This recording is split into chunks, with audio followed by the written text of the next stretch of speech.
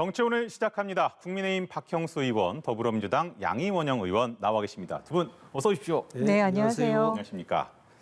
자, 문재인 대통령이 그 다음 정부가 현 정부의 성과를 전면적으로 부정하다시피 한다 이렇게 말씀을 하셨습니다. 좀 날선 발언을 하셨는데 어제 인수위가 이제 그 국정과제를 발표를 한 것과 관련된 평가인 것 같아요. 어떻게 들으셨는지 먼저 박 의원께 좀 여쭤보겠습니다. 예, 인수위가 국정과제를 발표를 하면서 현 정부의 성과를 폄훼한 것이 아니라 인수위는 우리의 공약을 실현하는 내용을 발표를 한 것입니다. 당초부터 저희들이 탈원전 정책, 또 부동산 정책, 공수처 문제 이런 문제에 대해서 문재인 정부와 반대되는 공약을 내걸고 저희들이 윤석열 정부가 탄생한 것이거든요. 그래서 그 공약들을 실현해내는 과정이 당연히 국정과제로 표현이 돼야 되지 않겠습니까? 그래서 그거는 당연히 그런 공약을 실현하는 과정이지 그게 현 정부의 그 성과를 폄훼하는 것은 전혀 아니다. 그렇게 말씀드리겠습니다. 양 의원께서는 어떻게 들으셨습니까? 네, 현재 정부의 안티 공약, 그러니까 안티 과제로 이렇게, 그러니까 사실은 비전과 세계관과 그런 걸 좀 보여주는 게 국정 과제인데 누구에 대한 안티, 누구에 대한 반대 그런 걸로 하게 되면 그게 성공하는 정부가 될 수 있을까라는 그런 안타까움에 있지 않을까라는 생각이 드는데요.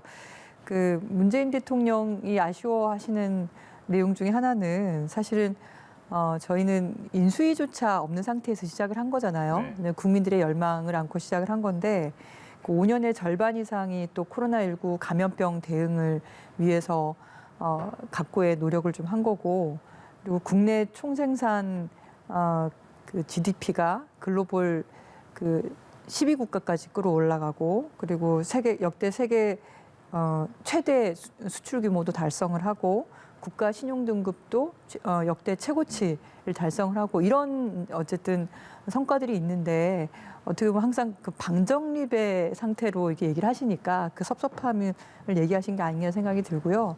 이건 단순히 이제 문재인 정부에 대한 안티만이 아니라 국민들에 대한 안티로 보여질 수도 있다. 왜냐하면 저희가 코로나19 감염병을 극복하고 G12국가 달성하고 역대 최고치의 그 무역 수출이나 이런 성과를 달성한 게 저희들만 한 건 아니거든요. 국민들의 희생의 발판에서 그 도움으로 같이 일궈 나간 건데 그걸 이제 부정하는 형태로 보이시니까 그 안타까움에서 말씀드린 게 아닌가 생각이 들고요.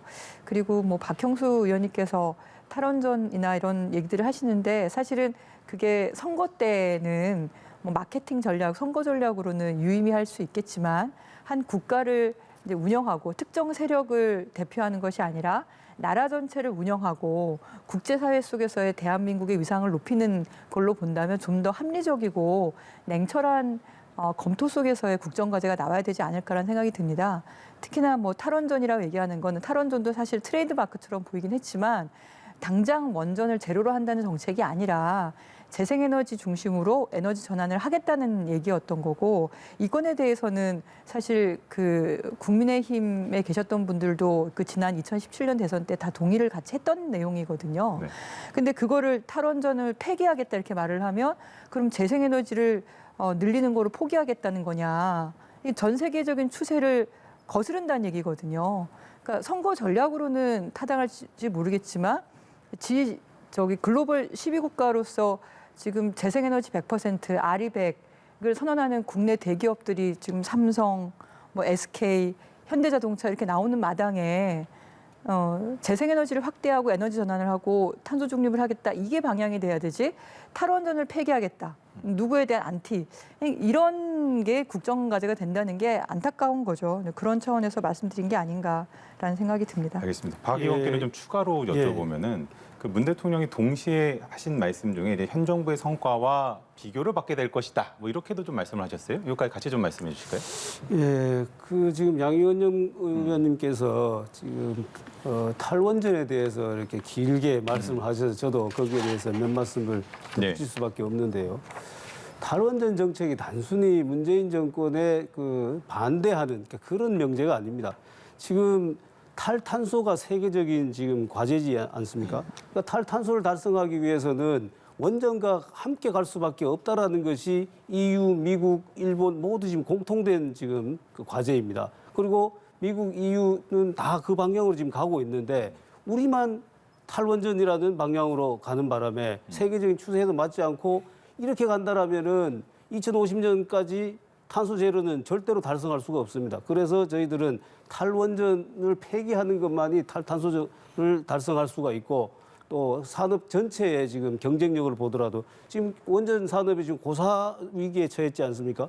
그러니까 이런 전체적인 것을 고려해서 저희들이 탈원전 정책을 공약으로 내건 것이지 단순히 문재인 정권의 안티가 아니다라는 말씀을 드리고요. 그다음에 지금 말씀하신 정부의 나중에 평가를 받게 될 것이다. 이 부분은 그것은 뭐 노무현 정부를 또 말씀하셨는데 노무현 정부는 FTA를 실현을 시켰잖아요. 그것은 노무현 정부의 지지층과는 다른 방향이었어요. 그런데도 국익을 위해서 FTA를 추진을 했거든요. 그런 점에서 평가를 받는 것이고 또 노무현 대통령 본인이 지역주의와 평생을 싸워오신 거예요. 그런 부분에서 평가를 받는 것이지 단순히 세월이 간다고 해서 그 평가가 좋아지는 것은 아니다. 저는 그렇게 생각합니다. 양 의원님 말씀 듣겠습니다. 네. 그러니까 지금 말씀하시는 걸 들으면 그게 이제 잘못된 정보에 바탕을 해서 선거 전략으로는 의미가 있는 건데 이제 국가 전체를 운영하고 세계 속의 한국을 하는 데 있어서는 그런 안티로는 안 된다고 제가 계속 말씀을 드리는 건데요. 무슨 말씀이냐면 우리가 탈원전이라는 말을 이렇게 그런 용어를 썼지만 사실은 지금도 원전이 건설 중이에요. 그러니까 문재인 정부에서 원전이 5개가 건설 중이고 더 늘어났어요. 지금도 4개가 건설 중인 상태인 거고. 그러니까 우리가 원전과 함께 갈 수밖에 없다고 하시는데 저기 지금 원전과 함께 가고 있습니다. 다만 지향을 원전을 점차적으로 축소하자. 그리고 그걸 대체하자.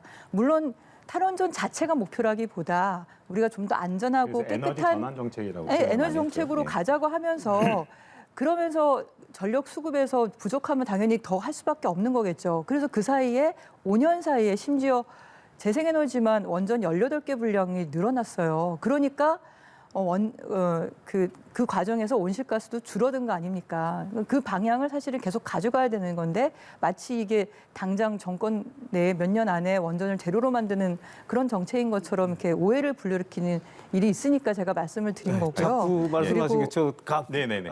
간단하게 한 말씀 말씀까지 듣고 드릴게요. 다음으로 넘어갈게요. 예, 원전과 재생에너지는 먼저 살펴봐야 될 것이 효율성입니다. 어떤 것이 더 효율적이냐, 경제적인 효과, 경제성이 있느냐 이거고요. 또 한 가지는 지금 원전의 수명 연장을 우리는 지금 30년에 40년의 수명 연장을 해주지 않고 있지 않습니까? 미국에는 기본 80년을 수명 연장을 합니다. 그런 것을 수명 연장하지 않겠다라는 것이 바로 탈원전 정책이기 때문에 그것을 우리는 수정을 해야 된다는 그러니까 겁니다. 정확한 정보를 국민들께 제공을 해야 되기 때문에 이건 말을 안 할 수가 없는데요.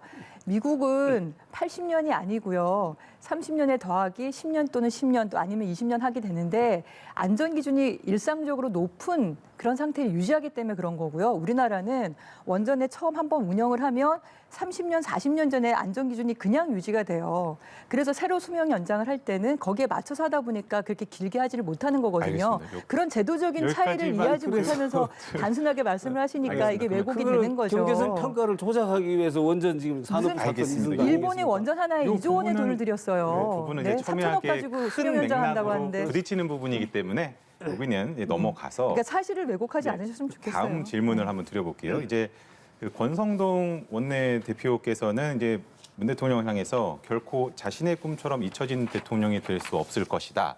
라고 말씀을 하셨습니다. 이제 검수완박 법원 공포에 대한 부분의 말씀이었는데 이거는 좀 어떤 맥락으로 좀 이해를 하면 좋을까요? 자, 공포 당일에 원래 국무회의는 오전 10시에 개최를 합니다. 네. 그런데 그 국무회의를 오후 2시 이후로 미뤘습니다. 그리고 통상 본회의는 국회 본회의는 오후 2시에 개의를 합니다. 그런데 그것을 오전 10시로 당겼습니다. 그건 무슨 얘기냐면은 민주당과 문재인 대통령은 표현을 좀 거칠게 하자라면 이미 야합을 한 것이다. 그래서 본인의 문재인 대통령 본인 말씀처럼 이제 잊혀지고 조용히 살고 싶다라고 하셨는데 이 검수완박 법안을 완성하는데 결정적인 역할을 한 것이 바로 문재인 대통령이기 때문에 이 검수완박 법안을 통과시킨 완성한 책임을 결코 면할 수 없을 것이다. 그런 뜻이죠. 양현영 의원께서는 어떤 의미로 들으셨어요? 그러니까 핵심, 본질, 내용 이것이 무엇이냐를 얘기를 하는 게 아니라 그 주변, 뭐 절차, 아 저기 왜 줄이 왜 삐뚤어졌어? 그런 식의 얘기로 그냥 그 꼬투리 잡는 형태인 거예요. 우리도 국회에서 회의할 때 조정을 하다 보면 오전에 할 수도 있고, 왜냐하면 그 전에 넘어오는 법안 심사 소위가 몇 시에 열려냐에 따라 다르고, 그럼 그게 오전에 열릴 수도 있고 오후에 열릴 수도 있고, 우리가 회의하고 나면은 법사위로 넘기는데 그 법사위 회의가 우리 회의에 따라서 조정될 수도 있고, 본회의도 오전에 할 수도 있고 오후에 할 수도 있고, 그럼 상황에 따라서 다른 거죠. 중요한 거는 현재 우리가 국정과제로 삼았던 견제받지 않은 독점적인 그런 권력을, 그것을 검찰 개혁, 검찰 정상화를 통해서 조금이라도 한 발짝, 아니 반발짝이죠. 그 정도라도 앞에 나아갔다. 그게 중요한 거죠. 그래서 국민들에게 얼마나 이게 더 큰 도움이 되는 건가, 우리나라 민주주의 역사 속에서 얼마나 한 발 전진이 되는 거냐, 이런 게 훨씬 더 중요한 내용 아니겠습니까? 근데 그 본 내용을 얘기하지 않고 있다는 거, 그게 안타까운 거고요. 특히나 이 건에 대해서는 저는 국회 정치라는 게 이런 건가라는 생각이 들 정도인데, 사실 저희가 먼저 이 합의안을 동의하지 않았어요. 저도 그때 의총장에 있었는데 국민의힘에서 먼저 의총에서 이 의장님이 내신 중재안에 동의를 하셨거든요. 그 소식을 저희가 들은 거예요. 근데 저희가 사실은 저희 안이 여기 반영이 안 돼 있기 때문에 엄청나게 논쟁을 했다고요. 동의가 안 된 상황이었거든요. 근데 국민의힘에서 동의를 했다고 하니까 저희도 어쨌든 압박을 받을 수밖에 없는 거고, 그래서 의총상에서 동의를 한 건데, 그걸 하루아침에 검찰 출신 누군가에 의해서, 이게 특히나 어떻게 보면 국민의힘 110명이 같이 모여서 의총을 하신 결정을, 그게 하루아침 뒤집어진다는 게 말이 됩니까? 특히나 권성동 원내대표님은 인터뷰에 뭐라 그러셨어요? 내가 불러준 대로 받아 적은 거다. 저희들은 굴욕적이지만 그래도 반발이라도 나가려고 이렇게, 저는 동의하지 않은 법이지만 의총에서 당론으로 정해가 됐으니까 간 거예요. 근데 그걸 파기한 사람들이 이렇게 말씀하시는 게 실 내용을 말씀하시는 게 중요한 거 아닙니까? 결국에는 시작점이다, 이렇게 또 말씀하시는 예, 거고. 그 부분에 대해서는 저희들이 수차례 말씀을 드렸습니다마는, 민주당이 애초에 발의한 법률이 뭐냐면은 검찰 수사권 일체를 박탈하는 것입니다. 경찰 수사를 보완 수사할 수 있는 2차 수사권까지도 모두 박탈하고, 검찰이 직접 수사할 수 있는 6대 범죄까지도 모두 다 박탈하는 것이었습니다. 그거를 받아들이지 않으면은 우리는 이걸 다 밀어붙이겠다고 그렇게 지금 사실 겁박을 한 것입니다. 그래서 저희들은 의장의 중재안을 받아들일 수밖에 없었어요. 검찰의 2차 보충 수사권은 그건 국민의 권익에 굉장히 중요한 부분이기 때문에, 그래서 그걸 받아들이고 6대 범죄 중에서 2개를 더 양보를 저쪽이 하는 대로, 그걸 하지 않으면은 민주당 안대로 전체 수사권을 다 박탈하는 걸 통과시키겠다고 하니까, 그런데 그걸 통과시키고 나니까 어떻게 됐습니까? 온 국민이 특히 선거 범죄와 공직자 범죄에 대해서 그것을 검찰 수사를 제외한 것이 도대체 누구를 위한 것이냐. 그때 언론에서 단 한 곳이라도 공직자 범죄와 선거 범죄를 검찰 수사하지 못하는 것에 대해서 찬성한 곳이 있었습니까?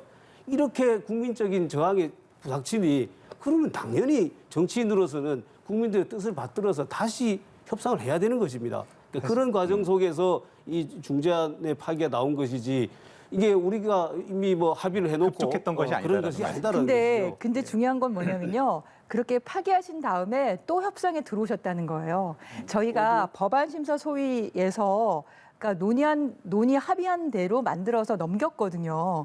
그런데 그거 말고 좀 더 바꾸자라고 또 의장님께 또 얘기하셔가지고 추가로 수정안이 나왔어요. 저희가 수정한 게 아니라 권성동 원내대표님을 비롯해서 그 국민의힘 쪽에서 제안을 하셔가지고, 그래서 부패와 경제 범죄 중에서 이렇게 한다고 한 거에다 더해서 공직선거까지 한다라고 하는 거를 부패와 경제 범죄 등으로 바꾼 게, 누구 때문에 바꿨냐면 국민의힘에서 그렇게 하신 거예요. 그래서 그거를 본회의에다가 제출한 거거든요. 근데 그렇게 공포가 됐기 때문에, 그거를 그 필리버스터를 한다 그러면 사람들이 얼마나 이게 또 아니, 그 과정에 대해서는 제가 한 얘기다. 말씀 안 드릴 수가 없는데, 제가 법사위원입니다. 그 현장에 직접 있었기 때문에, 저희들이 중이었던 걸 등으로 바꾸고 검찰 수사권의 동일성 인정되는 법이 내에서 하고, 이런 부분은요, 이렇게 된 것입니다.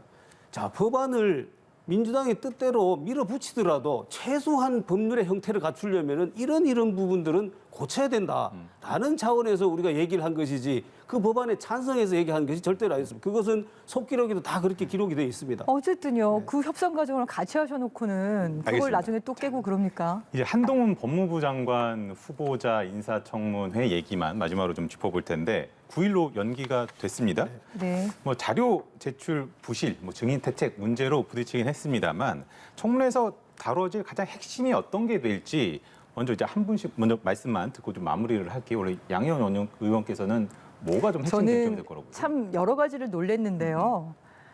이분이 기업들을 주로 수사하는 그 특수통 검사셨잖아요. 네.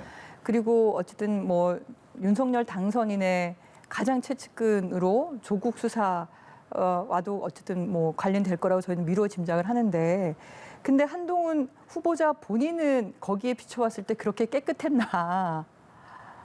너무 놀랐어요. 자기 딸 대학 진학을 위해서 그 스펙 쌓기를 하기 위해서 그 부부가 잘 아는 기업에 그것도 법무 관련한 담당 임원이 물론 이제 폐기하는 이제 교체하는 폐기라기보다 교체죠. 교체하는 중고 노트북을 이렇게 기부하는 거를 그 딸이 하는 것처럼 하기 위해서 그렇게 연결시켜서 해줬다. 그런 스펙 쌓기가 보통 일반인이면 가능할까요? 근데 한동훈 검사는 특수통으로 기업들을 수사하는 곳이란 말입니다. 근데 기업의 법무 담당 임원이 그렇게 했어요. 이거 뇌물 아니야? 라고 의심이 갈 만한 내용이에요. 이런 식의 스펙 쌓기를 공공연하게 하면서 그러니까 본인 눈에 든 들보를 모르는 거 아닌가. 그것뿐만 아니라 저는 사실 가장 크게 와닿았던 것 중에 하나가 굉장히 꽤 비싼 차량을 구매를 하시면서 그 지방세인가 300만 원 그거 아끼려고 며칠이죠? 36일 동안 경기도로 위장 전입을 한 거 아닙니까? 아니 그 법을 수행하시고 위법이나 편법 이런 것들을 수사하는 검사 본인이 이렇게 하신 분이 이 법 전체를 관할하는 법무부 장관의 역할로서 적절한가? 뿐만 아니라 전세보증금에 대한 것도 그래요. 본인은 전세보증금 갱신할 때 우리가 임대차 3법 사실 그렇게 국민의힘에서 저희 공격하지 않았습니까? 근데 이거 덕분에 계약갱신 청구권 통해서 5%밖에 인상을 안 했어요. 근데 본인이 전세를 세입자 할 때는 43%로 올려받았어요. 알겠습니다. 그러니까 정말 여러 이런 가지로 다 이제 의혹을 그러니까 이 한두 검증해야 가지가 된다라는 아닌데요. 말씀이신 그러니까 거죠? 그 윤석열 당선인께서 말씀하시는 그리고 그 많은 검사분들이 얘기하시는 정의, 공정 그 대표 주자라고 할 만한 사람인가요? 저는 정말 의심스럽습니다. 그런가 하면 자, 한동훈 그 후보자가 부분에서는- 부모 찬스에 대해서는 네. 거의 사실무근이라고 부인을 했어요. 네, 예. 네. 그 부분에서는 정말로 팩트에 기초해서 말씀을 해야 된다라고 생각합니다. 전세보증금 부분은 기존의 계약이 해지가 되었어요. 그래서 그분은 그 계약을 해지를 하고 다른 곳으로 자기가 원래 살던 집으로 가려고 하다가 그러니까 여기는 임대차 3법 적용을 받지 않는 것입니다. 그리고 적용을 받지 않기 때문에 그 전세보증금을 올린 거예요. 근데 그분이 거기를 가려고 하지 않다가 다시 돌아오면서 올려놓은 가격에 내가 계약을 하겠다라고 한 거예요. 이건 임대차 그 3법에 전혀 위배되지 않는 사안이고요. 그다음에 또 지금 뭐 차량 문제는 그 당시에 많은 자동차 딜러들이 이런 식으로 해서 좀 전략을 해주면은 그러면은 고객들한테 좋은 평가를 받으니까 그래서 한동훈 후보자의 처가 이렇게 한 거고요. 이 쟁점은 사실 이런 부분이 아닙니다. 근본적으로는 오늘 증인 채택 문제만 보더라도 조국 수사, 채널 A 수사와 관련된 것입니다. 그래서 증인 역시 민주당에서는 한동수 감찰부장, 그다음에 임은정 검사를 증인으로 처음부터 신청을 했어요.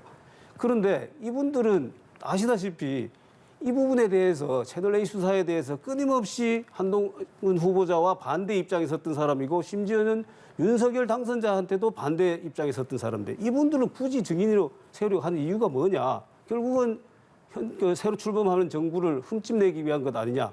그리고 검사가 증인으로 나오는 것은 적절치 않습니다. 감찰이든 수사든 간에 그것이 검사가 자신이 수사하거나 감찰한 사건에 나와서 증언을 하게 되면은 그 검사의 수사의 독립성과 중립성이 심각하게 훼손되는 것입니다. 그래서 저희들은 적절하지 않다라고 얘기를 했고 그랬더니 민주당에서는 계속해서 그걸 관철을 하려고 하니까 그러면 우리도 그러면은 조국 수사가 정당했다고 주장하는 사람 또는 채널 A 수사에서 그거는 죄가 안 된다고 의견을 냈던 사람들을 우리도 증인으로 신청하자. 같이 하자. 이렇게 해서 그래서 4명을 계속해서 함께 하기로 연기가 지금 되게 합의가 된 됐다는 것입니다. 설명인 것 같습니다. 알겠습니다. 여기까지 말씀 듣도록 하겠습니다. 두 분 오늘 너무 수고 많으셨습니다. 예, 감사합니다. 수고하셨습니다. 고생하셨습니다.